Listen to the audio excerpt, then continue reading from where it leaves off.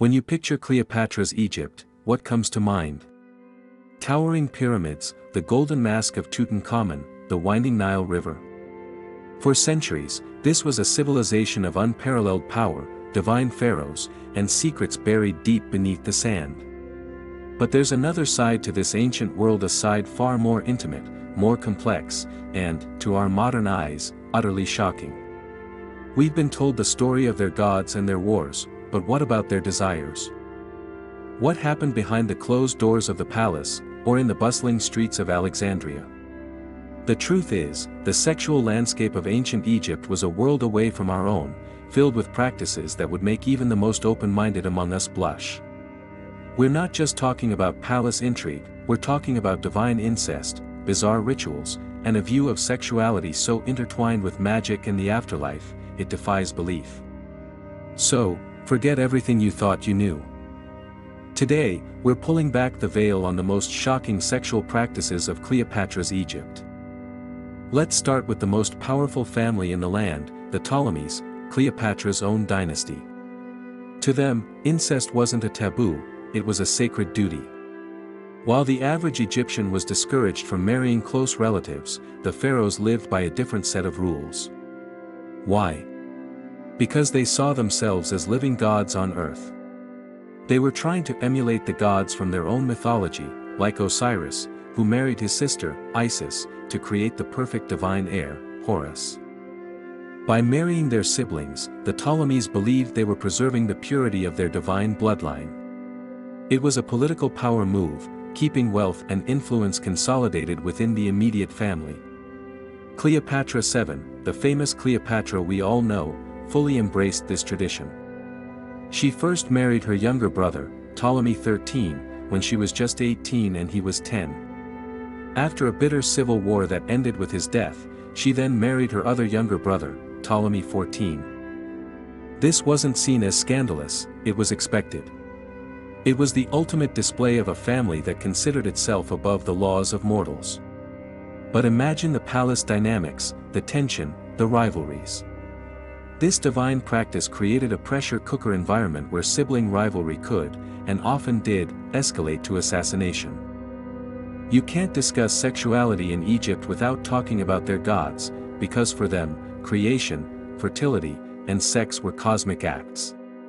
One of the most prominent deities was Min, the god of male fertility and sexual prowess. He wasn't a subtle god.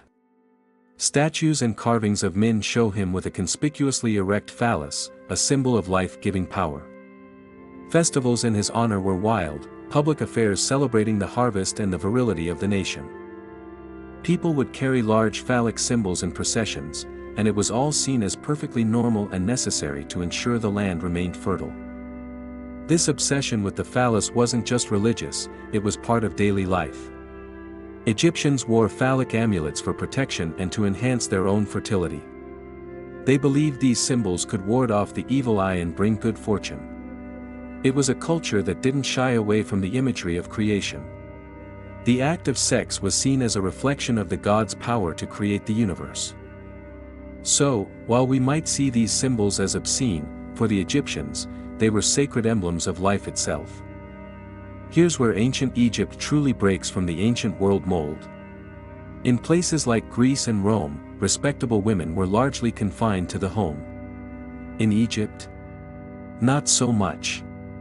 Egyptian women, especially in the upper classes, enjoyed a level of legal and social freedom that was unheard of. They could own property, run businesses, and even initiate divorce. This autonomy extended to their personal lives.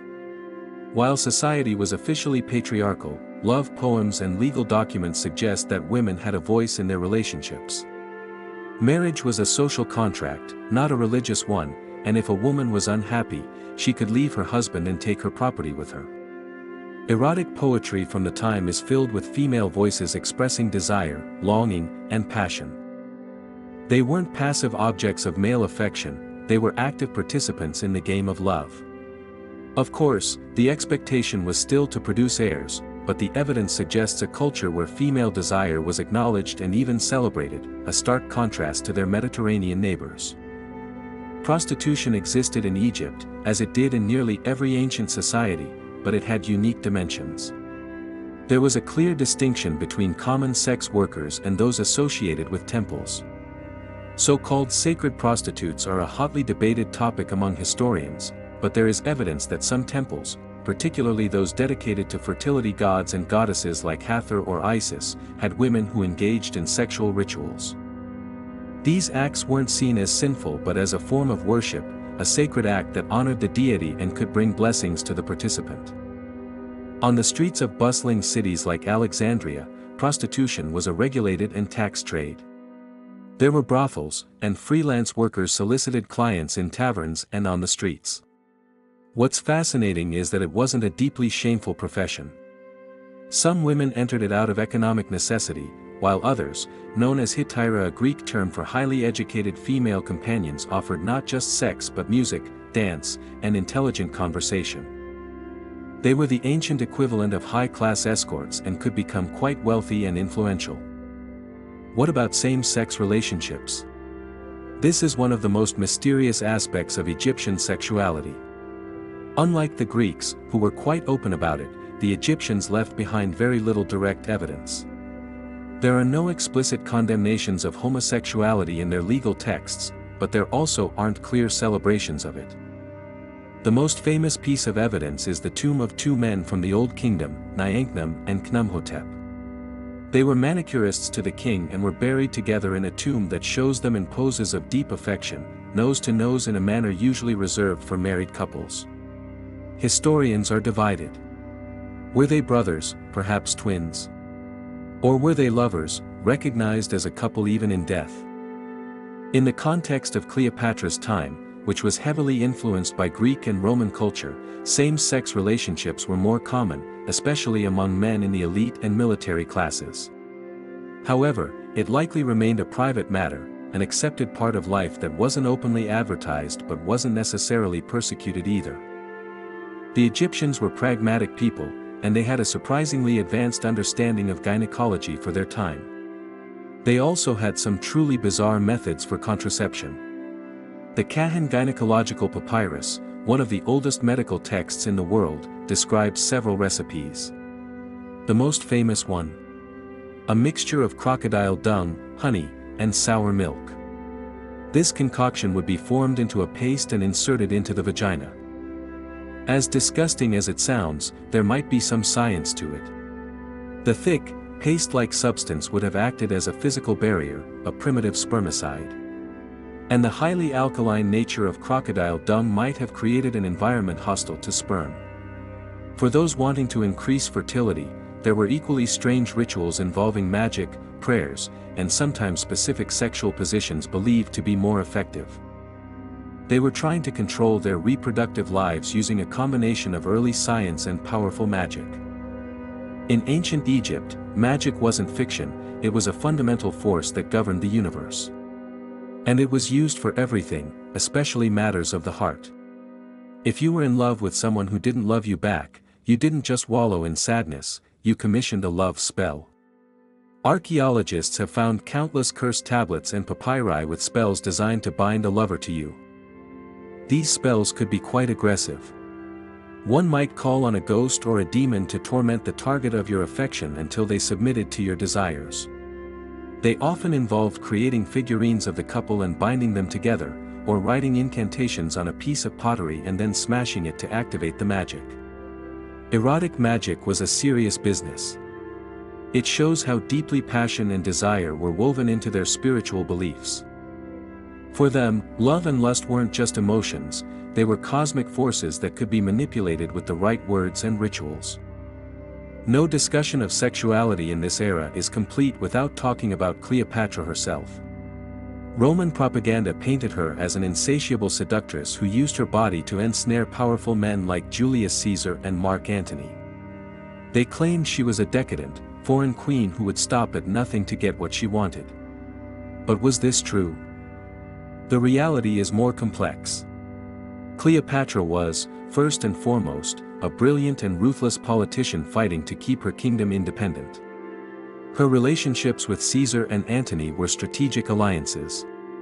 Yes, there was likely genuine affection, but these were political moves.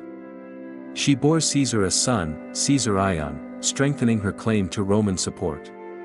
Her union with Antony secured her the military might of Rome's most powerful general.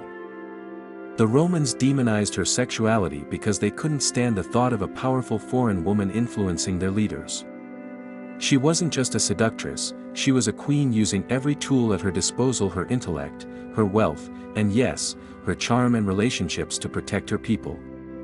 The shocking part isn't what she did, but how successfully her enemies used her sexuality to write her out of history as a serious ruler. From divine incest in the royal palace to crocodile dung contraceptives in the common home, ancient Egypt was a place of stunning contradictions. Their approach to sex was both deeply spiritual and surprisingly practical, governed by gods, magic, and the very human desires for love, power, and legacy. It was a world where women held surprising autonomy, where the phallus was a sacred symbol, and where a queen's political alliances were twisted into tales of wanton seduction. The stories painted by their Roman conquerors were designed to shock and discredit them, but by looking past the propaganda, we see a culture that was complex, sophisticated, and in many ways, far more open about the fundamental forces of life than we are today. What do you find most shocking or surprising about the sexuality of Cleopatra's Egypt? Let us know your thoughts in the comments below. If you enjoyed this journey into the hidden history of the Nile, make sure to hit that like button, subscribe for more deep dives into the past, and share this video with anyone who loves a good historical mystery. Thanks for watching.